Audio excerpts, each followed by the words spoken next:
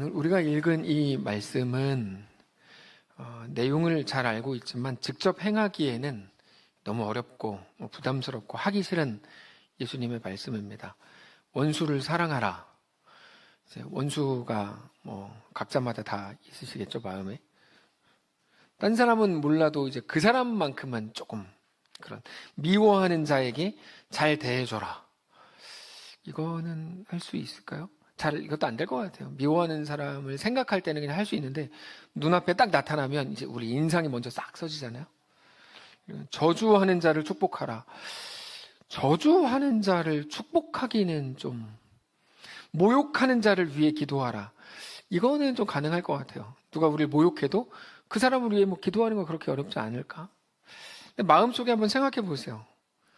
우리가 이제 그냥 말씀을 들을 때 그냥 누구, 모르는 누구, 불특정 누구, 이러면 쉬운데, 나에게 못되게 한 사람 한 명만 지금 생각해 보세요. 나에게 못되게 한 사람.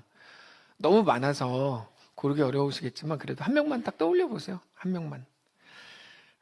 저 사람 왜 저래? 라고 생각했던, 최근에 생각했던 사람. 지난주에, 어제. 꼭 한마디 해주고 싶은 사람. 네. 예를 들면, 쓰레기 버리는 누구? 아니면 방 안 치우는 누구일 수도 있겠고, 하여튼 누구일 수 있겠죠. 그리고 그들을 사랑하게 해주십시오가 아니고, 그저 사랑하고 진심으로 축복하고 더 잘 되기를 기도해 보는 거, 이거 쉽지 않습니다. 이거 진짜 쉽지 않습니다. 쉽다고, 저 쉬운데요? 거짓말쟁이거나 생각이 없는 사람이거나 진짜 미운 사람을 생각하지 않은 거고, 진짜 미운 사람을 생각하면 이거 쉽지 않습니다. 일부러 나를 고소하고 이런 사람들이 있잖아요. 하여튼 그런 사람 있잖아요. 근데 오늘 본문에서 우리 주님은 주님 그 사람을 고쳐주시고 정신 차리게 해주십시오라고 기도하라 이렇게 하지 않으셨고, 진심으로 축복하고 잘 되게 해주시기를 간구하라 이렇게 말씀을 하세요. 그리고 누가 이 뺨을 때리면 아직 화 안 풀리셨죠? 그러면서 저 뺨도 내밀어라. 말은 쉽죠, 이게. 네, 쉽지 않습니다. 겉옷을 빼앗는 자에게 속옷도 주어라. 이거는 시대적 배경을 좀 알아야 되는데, 겉옷을 빼앗는다는 말은 단지 많은 옷 중에 하나를 빼앗기는 그런 게 아니고, 워낙 낮과 밤의 일교차가 커서 이 팔레스타인 지방에서는 겉옷이 우리가 생각하는 외투 이상의 완전히 생필품이었습니다. 이 외투, 이거는 고대 근동 아시아에서, 오늘 본문 시대 그 이전에는 더 그랬고, 아주 중요한 꼭 생필품이었습니다. 밤에는 이불 역할을 하기도 했고, 그래서 무언가를 빌릴 때 담보로 뭐를 잡냐면 외투로 담보를 잡을 만큼 가치가 있는 것이었습니다. 그런 겉옷을 누군가가 뺏은 겁니다. 그러니까 빌려달라 그러고 이런 게 아니고 뺏은 겁니다. 그때 어떻게 하라고 하시죠? 속옷도 줘라. 가장 소중한 거를 빼앗는 그 사람에게 오히려 필요한 것도 더 줘라. 그러니까 이게 현실성이 있나? 이런 생각이 들죠. 지금 우리들은 매우 영악해서 사실은 복음의 내용이 우리에게 들어오면 이거 진짜 이대로 할 수 있나? 이런 생각이 듭니다. 예. 아파트 주차장에서 저도 막 찔리는데, 하여튼 아파트 주차장에서 하여튼 문제가 일어났을 때 그때 이렇게 할 수 있나? 이렇게. 제가 예전에 2007년도, 2008년도에 주차하려고, 제가 그때 살았던 곳이 주차장이 아주 협소한 곳이었는데, 제가 차를 대려고 이렇게 앞으로 갔다 후진하잖아요. 앞으로 갔는데 그 사이 누가 됐어요. 제가 아파트가 떠나가도록 싸웠어요. 그 사람하고. 거기서. 그러니까 이제 이 말씀을 보면서, 이게 참 되나? 이게 그냥 생각 없이 볼 때는 다 되죠. 안 돼요. 근데 조금만 생각하고 보면 이게 잘 안 돼요, 이게.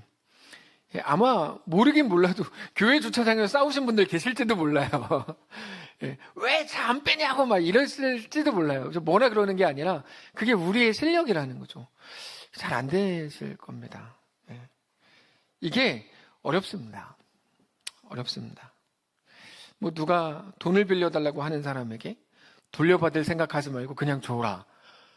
이거 어렵죠. 이거 만약에 이게 진짜 되면 우리는 매일 돈 빌리고 다닐걸요.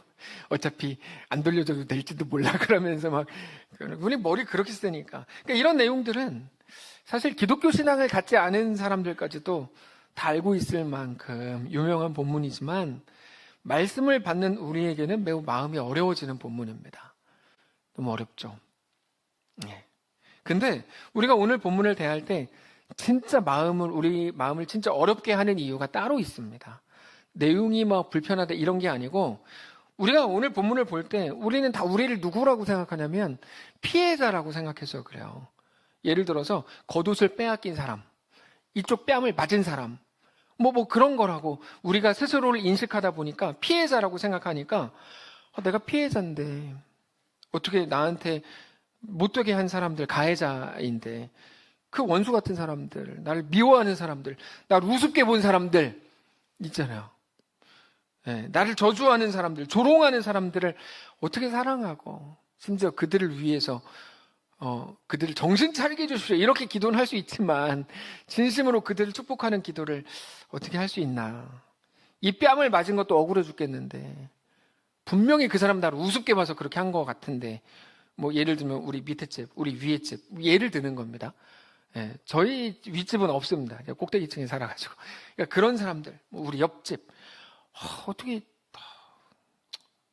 우리가 그렇게 할 수 있나. 억울해 죽겠는데, 자기가 한 것도 생각 못하면서 돈 빌리는 사람한테 어떻게 받을 생각도 안 하고 돈을 빌려주는가. 한국에 좋은 속담이 있잖아요. 뭐가 있죠? 깨진 독에 물 붓기?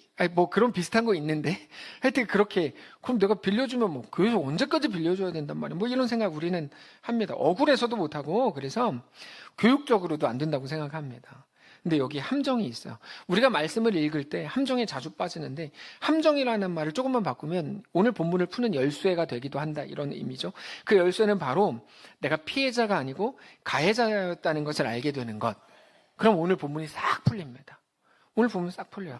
그러면 오늘 본문이 하기 싫고 힘든 본문이 아니라 오히려 너무너무 감사하고 감격적인 본문이라는 걸 알게 돼요. 1부 예배 때 성경 봉독을 할 때와 2부 예배 때 설교를 통해 다시 깨닫고 나서 2부 예배 때 성경 봉독을 할 때 제 마음은 완전히 달랐어요. 1부 예배 때는 어렵다, 원수를 사랑하면 어렵다 그러면서 제가 봉독했거든요. 근데 2부 예배 때는 진짜 이게 너무 감사하구나 라고 생각하면서 봉독했어요. 무슨 말인가 하면, 나는 가해자가 아닌데 굳이 가해자라고 생각해야 됩니까? 생각하시죠? 근데 우리는 우리에게 조금만 잘못하고 조금 싫어하는 말을 한 사람이 계속 생각나고 막 분해가지고 그것 때문에 잠이 안 옵니다. 잠이 안 옵니다. 그런데 우리 모두는 하나님께 대한 심각한 가해자였습니다. 억지로 풀자는 게 아니고 실제로 훨씬 더 나쁘게 행했고 더 나쁘게 대했습니다. 하나님께. 하나님은 우리를 한 번도 모른다고 하신 적 없었지만 우리는 자주 하나님을 모른다 그랬고, 그래서 식당에서도 사실 대표기도가 아니고 혼자 식기도 하고 먹기 어려웠고, 하나님을 그게 뭐라고요? 사실 뭐 그것도 하나님을 모른다고 한 적이 너무 많고, 때로는 하나님을 배신했고 하나님의 원수로 살았을 때가 너무 많습니다. 그렇게 행한 우리들을 하나님은 멸하시지 않았고 오히려 우리를 위해 죽으셨습니다. 그것도 우리가 회개하고 용서했을 때 우리를 위해 죽은 게 아니고 우리가 아직 죄인이었을 때, 우리가 하나님과 원수였을 때 그렇게 죽으셨습니다. 그리고 우리를 살리셨죠. 그래서 오늘 본문에 나온 27절부터 38절까지 모든 구절들 뒤에 괄호를 써서 한 문장만 넣으면 오늘 본문의 진실을 알게 되는데, 너희 원수를 사랑하라, 괄호 열고, 내가 너희를 사랑한 것처럼 너희는 그렇게 사랑받았다. 그리고 너희를 미워하는 자를 선대하라, 내가 너희에게 그렇게 한 것처럼. 너희는 원수였지만 나는 너희를 사랑했다. 너희를 저주하는 자를 위해 축복하라, 괄호 열고, 그것도 내가 너희에게 그렇게 한 것처럼. 이렇게 하면 이제 오늘 본문이 이해가 됩니다. 예수님께서 베드로에게 그렇게 하셨죠. 베드로가 3번 예수님을 부인하고 마지막에 저주까지 했을 때 예수님이 어떻게 하시죠? 그럼에도 용서하셨죠. 그건 베드로 이야기가 아니라 우리 이야기죠. 우리 이야기죠. 베드로 이야기다. 베드로 이렇게 훌륭해. 여러분 이렇게 가면 안 됩니다. 어떤 다윗 혹은 엘리야, 그 사람들 이야기야. 그 사람들 진짜 훌륭해. 여러분 이거는 성경을 성경으로 보는 게 아닌 겁니다. 성경은 그런 얘기가 아니라 이게 다 우리 이야기거든요. 용서하셨을 뿐만 아니라 부활하신 예수님께서 베드로를 다시 찾아가 주셔서 만나주시고 내 양을 먹이라, 새로운 사명을 주셨죠. 너희를 모욕하는 자를 위해 기도하라. 예수님은 십자가에서 그렇게 하셨죠. 예수님을 모욕하는 우리들을 위해 십자가에 죽으셨죠. 스데반 집사님도 그렇게 하셨어요. 주님, 저 사람들 막 싹 다 죽여주십시오. 그게 아니고, 주님, 저들은 지금 자기들이 하는 짓을 모릅니다. 제발 불쌍히 여겨주십시오. 라고 기도하셨죠. 우리가 누군가가 우리에게 막 못되게 할 때, 정말 못되게 할 때 많잖아요. 그때 우리가 의지적으로라도 그렇게 할 수 있다면, 주님, 저들은 지금 자기가 하는 것을 모릅니다. 제발 불쌍히 여겨주시고 용서해 주시고 주의 은혜를 베풀어 주십시오 라고 할 수 있다면, 그러면은 진짜 멋있겠다라는 생각을 잠깐 합니다. 너희를 미워하는 자를 선대하라. 하나님은 둘째 아들 같은 우리를 조건 없이 받아주셨고 곧 아들의 지위를 회복시켜 주셨죠. 손에 가락지를 끼우고 뺨에 뽀뽀하고 신을 신기고, 너의 이 뺨을 치는 자에게 저 뺨도 돌려대라. 마찬가지입니다. 예수님도 12군단도 더 되는 천군 천사를 동원해서 십자가를 지지 않을 수 있었지만 그렇게 하지 않으셨습니다. 밤새도록 맞고 가시면류관을 쓰고 밤이 지나고 아침이 되었을 때 그 십자가를 지고 쓰러져 가면서 계속 가셨죠. 오히려 이 뺨을 맞을 때 저 뺨도 돌려대는 것처럼 아직 나한테는 맞을 곳이 더 있어 라고 하시는 것처럼 온몸을 내어주셨죠. 겉옷을 빼앗는 자에게 속옷도 거절하지 말고 너에게 구하는 자에게 주라. 마찬가지입니다. 하나님께서 우리의 기도를 들으시는데 우리가 너무 훌륭해서 당연히 들어줘야 되는 기도를 들으시는 겁니까? 그렇지 않죠. 어떤 거지 같은 인간들은 그렇게 얘기해요. 니네가 더 열심히 하고 더 훌륭해지면 하나님 니네 기도 들으신다. 그렇지 않습니다. 하나님이 우리 기도를 들을만 해서 듣는다고요? 기독교는 그렇지 않습니다. 우리 연약함과 부족함에도 불구하고 하나님은 우리를 긍휼히 여기셔서 우리와 함께 하시는 거죠. 어서 우리가 할만하니까 복을 받고, 내가 이렇게 했으니까 복 받았으니까 니네도 똑같이 해라. 말도 안 되는 망언들을 할 수는 없습니다. 그럴 수는 없습니다. 그건 기독교가 아닙니다. 우리가 워낙 모범적이고 다른 사람들이 우리를 자랑스럽게 생각하시니까 하나님 우리를 기도를 들으시는 게 아니죠. 우리 연약함 속에서도 우리를 불쌍히 여기셔서 우리의 기도를 들으시는 분이 은혜의 하나님이시죠. 내 것을 가져가는 자에게 다시 달라고 하지 말라. 그리고 내가 너희에게 한 것처럼 너희도 그렇게 하라 라고 우리 주님 말씀하십니다. 결국에 오늘 본문은 너희는 이렇게 해야 돼 라고 하는 명령이 아니고 하나님이 너희에게 이렇게 하셨어 라는 내용인 겁니다. 하나님이 우리에게 야, 니네 이렇게 해 라는 명령이 아니고, 오늘 본문은 그게 아니고 하나님이 너희에게 이렇게 하셨어 라는 겁니다. 그게 괄호 안에 들어가야 된다고 말씀드린 내가 너희에게 행한 것처럼 이라는 의미입니다. 내가 너희에게 행한 것처럼. 그래서 오늘 본문이 이렇게 해야 된다, 너 그래야 내가 너 사랑한다 이런 게 아니고, 이런 윤리적인 명령을 넘어서는 내가 이렇게 했다라고 하는 하나님 나라의 질서에 대해서 말씀하시는 겁니다. 하나님 나라는 이렇게 되는 거야. 자, 하나님 나라. 우리가 하나님 나라라고 할 때 어떤 이미지가 떠오르시죠? 고통이 없고 슬픔이 없고 곡하는 것이 없고, 다 맞는 말입니다. 성경에 써 있으니까요. 근데 그게 하나님 나라의 핵심은 아닙니다. 여러분, 우리가 말씀을 볼 때 아주 주의해야 되는 것 중에 하나가 있는데, 성경은 초등학생도 보고 어린이도 보고 어른도 봅니다. 그렇죠? 그러다 보니까 하나의 표현이 어떻게 나오냐면, 이 표현은 어린아이들에게 하신 표현들도 있고, 예를 들어서 어린아이들이 부모가 자기를 사랑하는 걸 확인하는 방법은 달콤하고 단 사탕을 주는 것, 이거를 통해 어린아이들은 엄마 아빠가 나를 사랑해 라고 느끼잖아요. 확인 방법이거든요. 근데 어른이 되면 또 다르죠. 오히려 훈계를 통해서 우리 아버지가 나를 사랑하는구나 라고 느낄 수도 있어요. 어린아이들은 훈계를 통해서 전혀 느끼지 못해요. 또 어른들은 느끼죠. 그러니까 사람에 따라서 표현 방법이 달라지는 거야. 그래서 그 구약의 표현과 신약의 표현이 다를 수밖에 없어요. 왜냐하면 그게 이제 그거를 처음 보는 청중, 듣는 사람들의 수준에 따라서 다른 표현들을 하거든요. 그래서 뭐 하나를 가지고 와서 우리 하나님 이런 분이다 라고 정의 내릴 수 없어요. 성경 전체를 통해 하나님이 어떤 분이신지 우리는 계속 알아가는 거죠. 하나님 나라의 핵심 가치는 그래서 슬픔이 없고 고통이 없는 게 아니라, 그거 그렇게 받아들이면 그게 하나님 나라의 전부다 그러면 안 됩니다. 하나님 나라의 핵심은 뭡니까? 하나님이 다스리시는 곳이다 라고 말씀을 드렸죠. 고통이 없고 슬픔이 없고 곡하는 것이 없는 모든 것들도 하나님의 다스리심 안에서 해석돼야 되는 거지, 그냥 다 편해, 이거는 어린아이 같은 거죠. 그래서 늘 말씀드리는 것처럼 하나님 나라는 뭡니까? 통치권의 문제입니다. 하나님이 다스리시는 나라, 하나님의 다스리심으로 꽉 차 있는 나라가 하나님 나라. 내가 주인 돼서, 내가 살아서 내 감정과 내 판단과 내 기분과 내 경험으로, 내 똑똑함으로 다스리는 나라를 내 나라라고 부릅니다. 내 나라, 내가 다스리는 나라. 근데 하나님이 주인 되어서 하나님이 다스리는 나라를 보고 하나님 나라라고 부릅니다. 다스림의 문제입니다.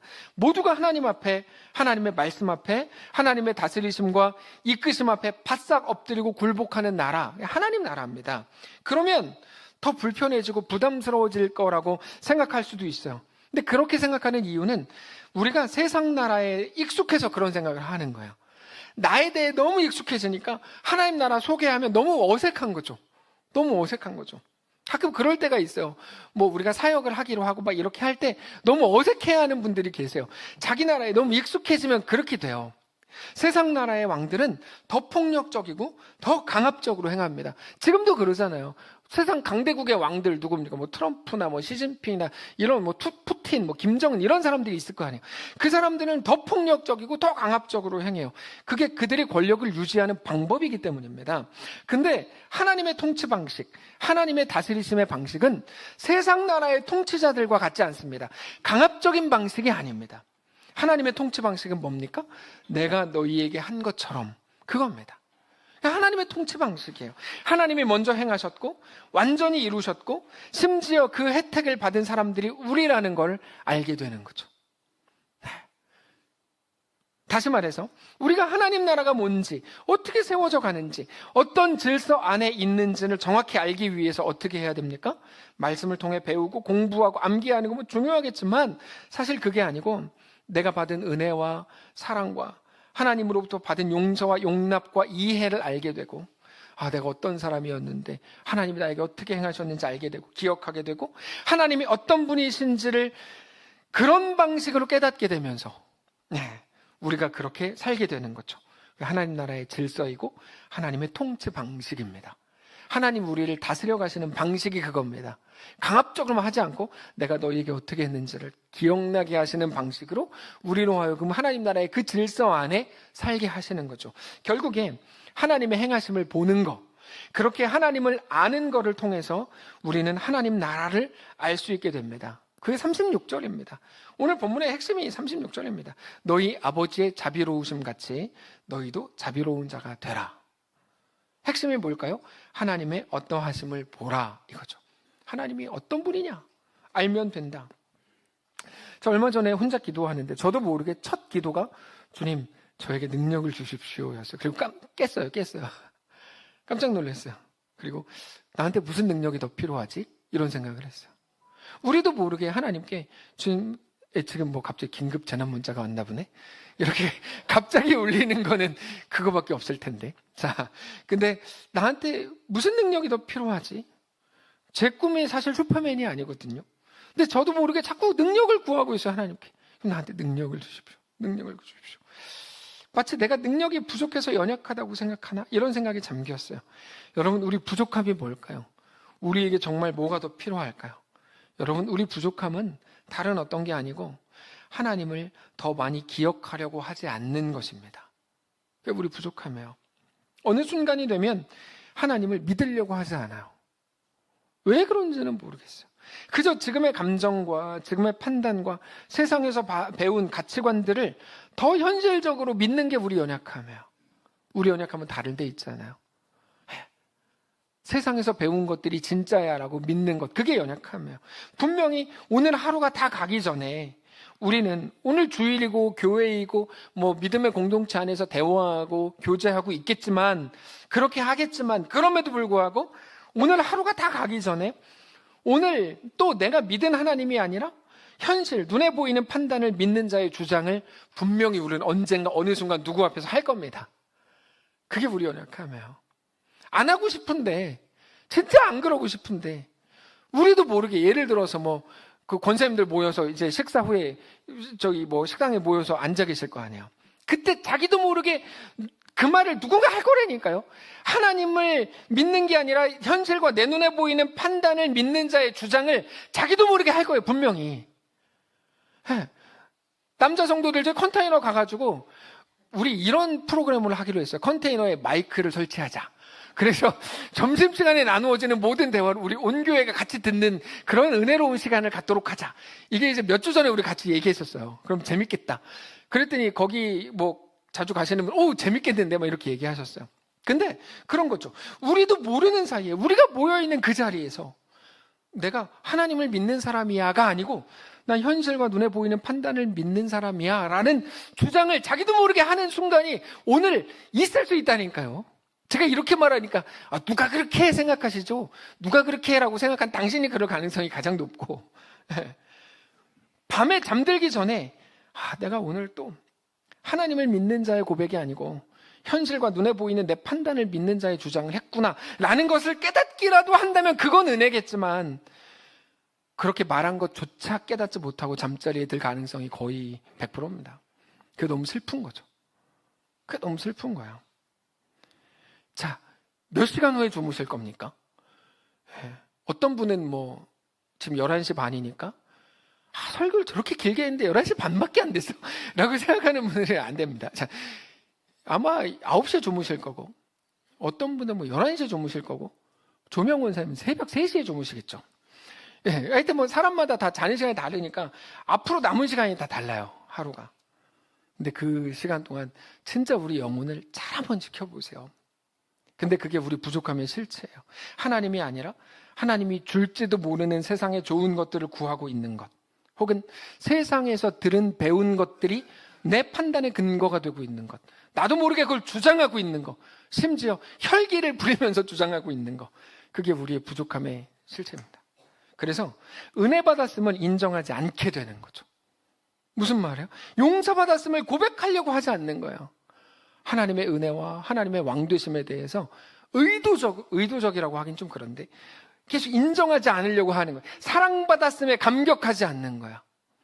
자기가 잘했다고 생각하니까 칭찬받을 만하고 그래도 열심히 했고 그래서 이 정도까지는 된 거라고 생각하니까 우리는 하나님의 은혜 따위는 아닌 거죠. 왜 어떤 기분 나쁜 일만 생기면 우리는 곧바로 하나님의 은혜를 기억하지 않으려고 하는 걸까요? 그렇잖아요. 분명히 예배 때 이렇게 하나님의 은혜로 나왔는데 아마 이따가 밥 먹을 때 조금 짜기만 해도 갑자기 확 나는 분들이 생길지도 몰라요. 왜 그렇죠, 우리는? 우리는 왜 그래야 되는 거죠? 은혜를 기억하고 인정하면 그 사람한테 뭐라고 할 수 없거든요. 그래서 우리는 은혜를 망각하기로 해요. 어느 순간이 되면. 네. 화가 나려고 할 때 내가 구원받은 죄인이라는 걸 알게 되면 못하거든요, 그 사람한테. 그러니까 잠깐 멈추는 거예요. 구원받았음을 멈추고, 네. 일단 소리를 지르고 구원받았음을 생각하거나, 혹은 구원받았음에 자기도 모르게 감동이 되면 저거라도 저 사람은 나한테 잘못했어. 그래서 구원받은 게 기억나지 않으면 그때 이제 뭐라고 하는 거죠. 결국에 우리 기분과 감정과 우리 현실적인 유익 때문에 우리는 하나님의 나에게 대한 철저한 은혜에 대한 기억 상실증을 즐기고 있는 겁니다. 기억 안 나. 뭐 이런 거죠. 지금은 이게 옳아. 옳기는 뭘 옳아요, 그게. 하나님의 우리에게 대한 은혜가 옳지. 여러분, 하나님의 은혜밖에 옳은 건 없어요. 그게 뭐가 옳다고 그래요, 소리를 질러요. 다시 말해서 우리는 늘 다른 외부의 것들이 우리를 무너뜨린다고 생각하지만 우리를 정말 무너뜨리는 건 하나님의 은혜에 대한 오늘의 기억 상실증, 은혜에 대한 망각, 그게 우리를 무너뜨리고 있는 겁니다. 그러면서도 지금 당장만 바라보고 집착하고 욕심을 내는 모든 종류의 염려가 우리를 정말 무너뜨린다는 걸 알게 됩니다.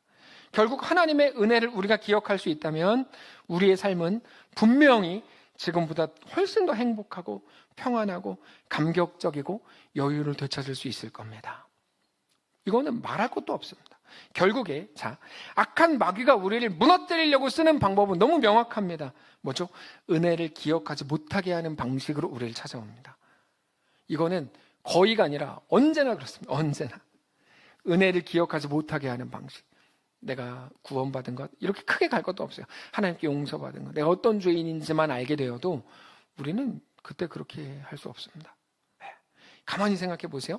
우리가 영적으로 넘어지는 순간, 실망하고 좌절하고 무너지는 순간은 언제입니까? 외부적인 세력 때문이 아닙니다. 누가 나한테 뭐라고 했던 순간이 아닙니다. 은혜에 대한 상실 때문이고, 아마 어제 로또가 된 분들이 계시다면 오늘 누가 내 차를 긁어도 뭐라고 아무도 말 안 할걸요? 네, 뭐라고 안 할 거예요. 근데 그것과도 비교할 수 없는 하나님의 엄청난 은혜가 우리에게 부어졌음을 기억하지 않을 때 우리는 누군가 나를 째려보기만 해도 여기다가 적어 놓는 거죠. 잊지 말자. 그 사람의 하여튼 뭐 그렇게 적어 놓는 거죠. 아, 누가 적어놔요? 제가 적어놔요. 네, 제가 적어놔요. 결국에 우리가 은혜에 대한 상실, 정확히 말해서 은혜에 대한 기억 상실 때문에 우리는 계속 넘어지고 실망하고 좌절하는 거예요. 은혜에 대한 기억이 완전히 사라지는 그 순간, 하나님이 나에게 어떻게 행하셨는지에 대한 기억이 사라지는 순간, 이 뭐야? 내가 한 일에 대해서 왜 이거밖에 대우를 못 받지? 그 사람은 왜 나한테 그렇게 말하지? 왜 그렇게 행동하지? 라고 생각합니다. 제가 이거 어떻게 이렇게 정확하게 설교할 수 있냐면 제가 그렇거든요. 그래서 오늘 설교는 다 제 이야기입니다. 물 건너 불구경. 그게 우리의 설교를 듣는 태도이시면 됩니다. 물 건너 불구경. 제가 그렇거든요. 다시 말해서 악한 마귀는 그렇게 현실에 집중하게 하는 방식으로 자기 자신을 피해자로 만들어버리고, 야, 너 억울한 거야. 넌 벨도 없어. 이렇게 만들어버리고 하나님께 받은 은혜가 얼마나 큰 것인지에 완전히 다 잊어버리게 만들고, 그리고 나서 그는 가해자로 만들어버립니다. 저 사람이 나쁜 거야. 한마디 해. 이런 거죠. 너 지금 이렇게 하면 너 자존심도 없는, 평생 앞으로 일어나지도 않은 일을 막 우리 다 그려가지고 평생 다음 주에 너한테 또 그렇게 할 거야. 너는 평생 비참하게 될 거야 라고 우리에게 속삭이죠. 근데 여러분, 그런 게 아니고 내가 가해자였고 오직 우리 하나님이 피해자였다는 걸 알고 고백할 때, 그럼에도 하나님이 나에게 주신 은혜가 엄청나다는 걸 알게 될 때 우리 안에 놀라운 감격이 시작됩니다. 그걸 보고 교회라고 부릅니다. 교회는 더 옳은 사람들이 되어가는 공동체가 아닙니다. 이건 교회를 무너뜨리는 자들의 말입니다. 교회를 무너뜨리는 자들은 우리 교회가 더 좋아져야 된다고 말합니다. 희한하죠? 교회를 무너뜨리는 말이에요. 왜냐하면 교회는 그런 곳이 아니거든요. 내 옳음을 관철시키고 선진화된 내 방식을 가르쳐주는 곳이 교회가 아닙니다. 교회는 그런 곳이 아니에요. 정확히 설명드려요. 교회는 그렇지 않아요. 더 좋은 공동체, 더 행복한 공동체, 더 발전된 공동체를 만드는 곳이 아니에요. 교회는 절대 아니에요. 그건 나쁜 분들이 하는 말이에요. 제발 그러려고 하지 마십시오. 그건 교회가 아닙니다. 만약에 제가 저 설교하잖아요. 제가 매일 마음에 안 드는 사람들 생각하면서 그 사람들 바뀌어야 되는데, 누가 어떻게 해야 되는데, 이렇게 해야 되는데 라고 고민하고 산다고 생각해 보세요. 그건 너무 비참한 겁니다. 교회가. 교회가 너무 별로인 거예요. 제가 만약에 그러고 산다 그러면. 여러분, 그렇게 해서 다 제 마음에 드는 사람들로 바뀌었다고 해봅시다. 그럼 그거 좋은 교회입니까? 그 제가 생각하는 교회지 그게 무슨 교회입니까? 교회는 그런 곳이 아니에요. 교회가 어떤 곳인지 알아야 돼요. 교회는 내가 죽는 곳입니다. 우리 모두가 각자가 죽는 곳입니다. 더 좋은 공동체가 되는 게 아니에요. 교회는 내가 죽는 곳이에요. 다른 사람 신경 쓸 거 없어요. 내가 죽고 예수가 나의 왕이신 것을 고백하는 것. 그게 교회의 교회됨이에요. 그래서 목사님, 저 사람은 왜 저래요? 그럴 게 없어요. 이렇게는 가능해요. 목사님, 저는 왜 저래요? 이거는 가능해요. 저 왜 이렇게 못났어요? 이거는 가능한데 저 사람은 이거는 안 해요. 그건 너무 별로인 곳을 만들어가는 거예요. 그래서 늘 말씀드리는 것처럼 교회는 십자가 아래에 세워지죠. 십자가가 뭡니까? 무덤 표시입니다. 무덤은 죽은 자들이 있는 곳이죠. 무슨 말이죠? 나는 죽고 예수가 사시는 곳이에요. 오직 하나님이 말씀하시고 하나님이 다스리시는 교회. 우리가 잘 아는 것처럼 용각산 교회, 최고의 교회죠. 이 소리도 아닙니다. 저 소리도 아닙니다. 용각산은 소리가 나지 않습니다. 한 맛은 없더라고요. 용각산. 제가 기침을 많이 하니까 어떤 분이 용각산 주셔가지고 먹었는데 맛이 없어서 못 먹었어요. 하나님이 원하시고 우리에게 명령하시는 교회가 그거죠. 오늘 본문을 대할 때 우리 모두의 마음은 불편합니다. 왜냐하면 우리 본성으로는 절대로 행할 수 없는 일들을 말씀하시는 것 같아서 그래요.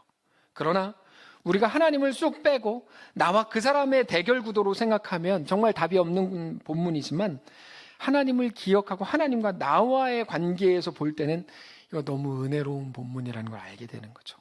하나님이 이렇게 행하셨구나. 나를 이렇게 붙드셨구나. 우리가 복음이라는 말을 자주 하는데 복음의 핵심은 오직 하나님이 하신 일에 관한 겁니다. 복음. 우리가 한 일이 아닙니다. 내가 예수 잘 믿었더니 이렇게 복 받았어. 그건 복음이 아닙니다. 그냥 세 글자 지자랑입니다. 복음이 아니에요. 네? 절대적으로 복음이 아니에요. 복음은 우리가 자랑할 일에 관한 것도 아니에요. 우리가 성공한 거에 관한 것도 아니에요. 예수 잘 믿으면 이렇게 성공해. 여러분 그 말에는 귀를 막으세요. 네. 그건 장사하는 장사꾼들의 말이에요. 복음은 그렇지 않아요. 우리 실력에 관한 것도 아니에요. 복음은 나로 시작하는 무언가가 아니고 오직 하나님이 행하신 일에 대한 기억이고 고백이 복음입니다. 우리 하나님이 이렇게 하셨어. 우리 하나님이 이렇게, 내가 죄인이야? 하나님 나한테 찾아오셔서 나를 구원하셨어. 나를 용서하셨어. 근데 그게 우리에게 기쁨이 되고 그게 놀라운 소식이 되고 그게 좋은 소식이 되는 거야. 그게 복음입니다. 복음이에요. 그렇게 하나님이 행하신 그 일이 우리를 살게 하는 거죠. 하나님이 베푸신 은혜 때문에 우리는 오늘 살 수 있다는 것을 알게 되는 겁니다. 하나님 진짜 살아계시구나.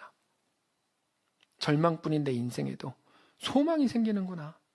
딱 하루만이라도, 오늘 여러분 진짜 딱 하루만, 우리 일평생 살았던 거를 통틀어서 오늘 딱 하루만이라도 잠자리에 들기 전까지 뭐 겨우 10시간, 뭐 조명원 선생님 15시간 남았다고 치고 우리 나머지는 10시간 남았다고 치고 우리 모두에게 딱 그 정도까지는 잠자리에 들기 전까지 진짜 딱 하루만이라도 여러분 그 사실을 정말 알고 고백하고 그 앞에 엎드린다면 너무 행복할 것 같아요.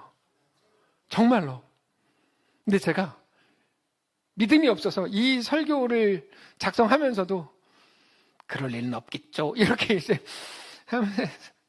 근데 그래서 악한 마귀는 그 사실을 계속 잊어버리게 만드는 거예요. 너 구원받은 자야. 너 용서받았잖아. 하나님 너를 사랑하셔. 이거를 계속 잊게 만드는 거예요. 예, 특별히 지금 내가 당하고 있는 이 일이 하나님이 나에게 행하신 일보다 큰 것처럼 느껴지게 해서 하나님을 다 가려버립니다. 다 가려버려요. 그 순간에 우리 속에 있는 어떤 평안도 남아있지 않게 만들어버립니다. 오름이 막 올라오거든요. 이게 옳지가 올라오거든요. 그러면 그는 또 무너지는 거예요. 그러니까 이게 얼마나 가슴 아픈 일입니까? 얼마나 가슴 아픈 일이에요. 네. 그래서 오늘 본문과 같은 말씀들, 하나님 나라의 질서를 대할 때도 이게 하나님 나라의 질서야 라고 쭉 소개하시는데 이걸 대할 때도 이게 뭐야? 하나님이 뭐 내 상황을 알기나 해? 하나님이 내 상황을 알면 그 사람이 나한테 그렇게 못된 짓을 한 걸 하나님이 알면 어떻게 이렇게 나한테 말씀하실 수 있어? 라고 우리는 반응을 하는 거죠. 그러나 우리는 오직 하나님의 행하심에서 가장 좋은 것들을 찾을 수 있다는 것을 우리는 기억해야 됩니다. 그 오늘 본문입니다. 그러므로 만족스럽지 않은 오늘을 살아가야 될지도 모르는 우리의 현실 속에서도 하나님을 깊이 묵상하실 수 있기를 원합니다. 은혜를 기억하고 생각하시기 바랍니다. 저는 뭐 정치 얘기만 하면, 이 얘기만 나오면 진짜 마음에 평안이 없어요. 그럼 하지 마세요. 하지 마시라고요. 왜 그 얘기를 계속 하시면서 그렇게 막 욕하고 왜 불편해 하세요? 우리나라가 망하면 어떻게 하세요? 당신이 정치 생각 안 한다 그래서 망하지 않아요. 하나님의 완전하심에 대해서 얼마나 우습게 보길래 그렇게 하시는 거예요. 그렇게 하지 마세요. 그다음 그 사람만 생각하면 마음이 생각을 하지 마세요. 자꾸 하면서 우리 마음을 하나님 나라를 자꾸 무너뜨리지 마시고 그러면 뭐 우리 교회가 하나님을 얼마나 우습게 보아요. 그렇게 하시냐고요. 목사님 그러지 말라면 왜 소리를 질러요? 그럼 죄송해요. 제가 그러지 말라 그러면서 소리를 질러 죄송해요. 제가 설교 시간에만 이러는 거예요. 개인적으로도 그러던데요. 그렇지 않아요. 개인적으로 늘 온화하고 온유해요. 말씀을 정리하겠어요.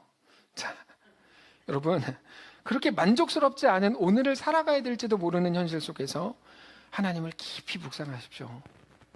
은혜를 생각하고 또 기억하십시오. 하나님이 우리에게 행하신 일들을 기억하시고 행하신 일은 뭡니까? 얼마 전에 대학에 떨어졌는데 하나님이 미달인 대학을 마치 해가지고 붙고 이 얘기가 아니고 하나님이 우리에게 행하신 일은 내가 연약할 때 죄인이었을 때 하나님과 원수였을 때 하나님 나를 구원하시길 기뻐하신 그거. 네. 그리고 내 앞에 있는 모든 흑역사를 포함한 모든 것들이 저절로 합력하게 해서 하나님의 가장 완전한 선언으로 다 이끌어 가시겠다고 하신 약속과 선언, 행하실 일들을 기대하십시오. 나에게 이미 좋은 것들로 채우신 하나님, 거기에는 우리의 어떠함은 하나도 들어있지 않아요. 우리의 어떠함이 들어가는 순간 다 변질되거든요. 우린 연약하니까요. 나에게 이미 좋은 것들로 채우신 하나님, 행하신 하나님, 나를 위해 이미 십자가의 아들을 내어주신 하나님, 하나님은 오늘도 나에게 좋으신 하나님일 거를 믿습니다. 내일도 여전히 나에게 가장 신실하게 주의 목적을 따라 행하실 완전하신 하나님이실 것을 나는 믿습니다. 그 고백으로 승리와 평안과 감격을 빼앗기지 않는 거룩한 날 되시기를 주님 이름으로 축복합니다. 설교도 일찍 끝났잖아요. 얼마나 좋아요. 찬양합시다. 은혜 찬양합시다. 내가 누려왔던 모든 것들이, 내가 지나왔던 모든 순간이 하나님의 은혜였소.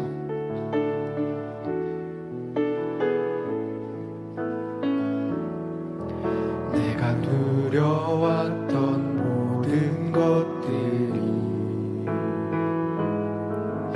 내가 지나왔던 모든 시간,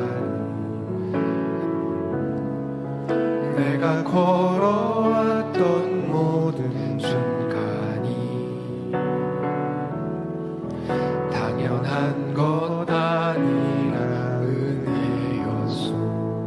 아침 해가 뜨는 것, 아침 해가 뜨고 저녁에 노을, 봄의 꽃향기와 봄의 꽃향기와 가을의 열매, 변하는 계절의 모든 순간이 변하는 계절의 모든 순간이 당연한 것 아니라 은혜. 다시 한번 합시다. 2절로 고백합니다. 내가 이 땅에 이 땅에 태어나 사는 것, 어린아이 시절과 지금까지 숨을 쉬며 살며 꿈을 꾸는 삶, 당연한 것 아니라 은혜. 모든 것이 은혜, 모든 것이 은혜, 은혜, 은혜, 한없는 은혜. 내 삶에 당연한 것 하나도 없었던 것을, 모든 것이 은혜, 은혜, 은혜, 모든 것이 은혜, 은혜, 은혜, 한없는 은혜. 내 삶에 당연한 것 하나도 없었던 것을, 모든 것이 은혜, 내가 하나님의 자녀로 살며, 내가 하나님의 자녀로 살며, 오늘 찬양하고 예배하는 삶, 오늘 찬양하고 예배하는 삶, 복음을 전할 수 있는 축복이, 복음을 전할 수 있는 축복이 당연한 것 아니라 은혜로서 당연한 것 아니라 모든 것이 은혜, 모든 것이 은혜, 은혜, 은혜, 한없는 은혜.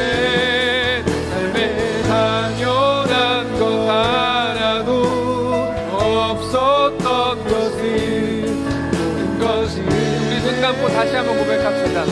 모든 것이 은혜, 은혜, 모든 것이 은혜,